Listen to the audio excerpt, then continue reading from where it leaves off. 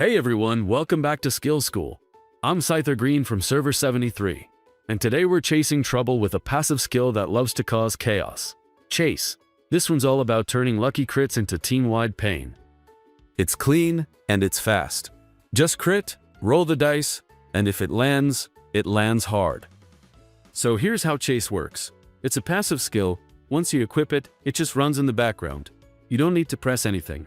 What makes it go off is a magical crit. Every time your Immortal lands one, there's a 30% chance Chase will trigger. When it does, it sends out a separate blast of magical damage that hits every enemy on the field, not just the one you crit. It's not bonus damage on the main target, and it's not a splash. It's a full AoE hit that stacks right on top of everything else, like a magic crit with an aftershock. But there's a catch. Chase has an internal cooldown of 3 seconds. That means even if you land multiple magical crits in a short burst, Chase can't trigger more than once every 3 seconds. It still rolls the dice on each crit, but it needs time to reset before it can go off again. The damage it deals scales with level, starting at 67.5% and going all the way up to 225% magical damage at level 8. If you're running a build that focuses on magical crits, and your caster has steady uptime, Chase can still add a lot of value. Just keep in mind, it's not non-stop. That 3-second gap makes timing and luck a bigger factor than it first seems. But what does it cost? Chase unlocks at Tower of Knowledge level 25 for 8,000 soul crystals. If you're aiming for level 8, the final upgrade costs 57,600, and the total to max it out is 122,720 soul crystals. I've put the full cost breakdown on screen so you can see exactly where those crystals go. So, which Immortals actually pair well with Chase? Well, you've got Empress Wu, Merlin, Cleopatra. Honestly, any mage that's built for crits can make good use of it. If your comp leans into magical damage, and you're going for a crit-focused build, Chase can seriously ramp up your team's output over time. And the best partner to tie that all together? The Fire Dragon, no question. Let's start with Empress Wu. She's probably the best case scenario. Her skill, Imperial Fire, can bounce up to 3 times between enemies, and every single bounce has its own chance to crit. That gives you multiple shots at proccing Chase off just one cast. And if you've got her artifact, that bounce chance goes up to 70%, which makes her even more consistent. Merlin is another strong pick. His ultimate prophecy hits every enemy on the field, and if they're chilled, it hits even harder. So if you've built up his crit rate, every cast becomes a full team sweep with a chance for Chase to layer on even more damage. And then there's Cleopatra. She doesn't always top damage charts, but don't count her out. Her skill hits all enemies too, and if you statted her for crits, she can definitely contribute to Chase procs.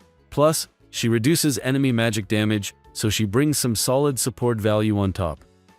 Chase really shines if you've got the Fire Dragon backing you up. His Flaming Breath keeps steady AoE damage rolling and adds a burn. Intense Roar bumps up crit damage for a few of your allies. And Führenkaizen? That one boosts crit rate across the team, with extra juice for your Fire Immortals when they're buffed. Put it all together and the result is simple. More crits, more Chase triggers, and a whole lot more damage hitting every round. Let's talk about what to pair with Chase. You only get 3 skill slots to equip with, so if Chase is one of them, the other 2 need to pull weight, whether that's adding more AoE pressure, amplifying your burst, or helping your crits hit harder when they land. Toxin Nova and Fire Nova both deal magical damage to 3 enemies and apply a DOT, either poison or burn. The initial hit, as well as the damage over time ticks, each have a chance to proc or crit, giving Chase more chances to show up. Spell Disintegrator hits 3 targets and lowers their magical defense.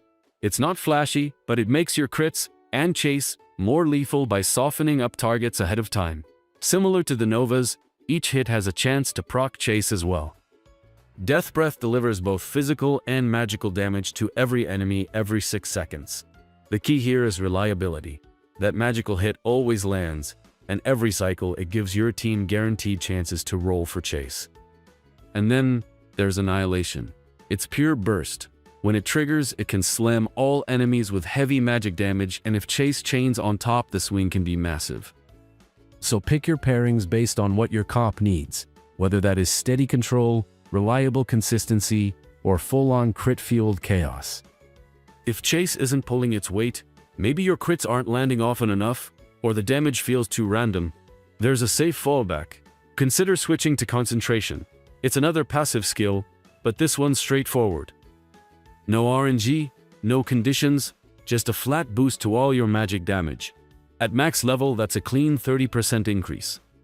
So if your Immortal isn't critting much, or you'd rather have steady guaranteed value every round, concentration is a dependable choice that fits any build. So how do you tell if Chase is actually working? Simple, just check your battle report.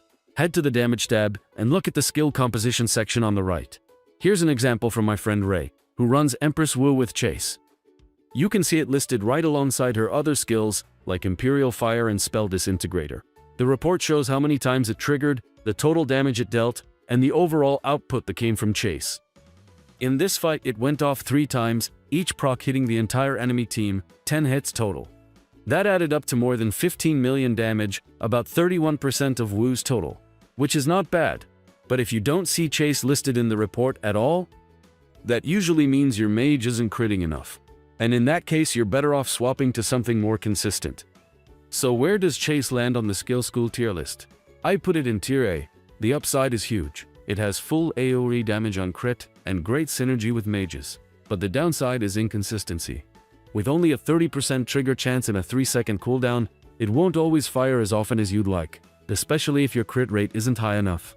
That's why sometimes it looks incredible on the report, and other times it barely shows up. If you set things up the right way, like using a mage that hits lots of enemies, stacking crit stats, and pairing with the Fire Dragon, then Chase can feel like an S-tier skill well into Conquest. Without that support though, it won't come close to its full potential. And that's Chase. A skill with high potential, a little unpredictable, and absolutely deadly when it goes off. What do you think though? Have you seen Chase turn a fight around? Do you trust it enough to build your team around? Or do you keep it as a backup? And when it procs, does it feel like a game changer or just a nice bonus? Share your experiences in the comments. I'd love to hear them. If this helped, hit like, subscribe, and share it with your alliance. Thanks for watching, and as always, see you in Norheim.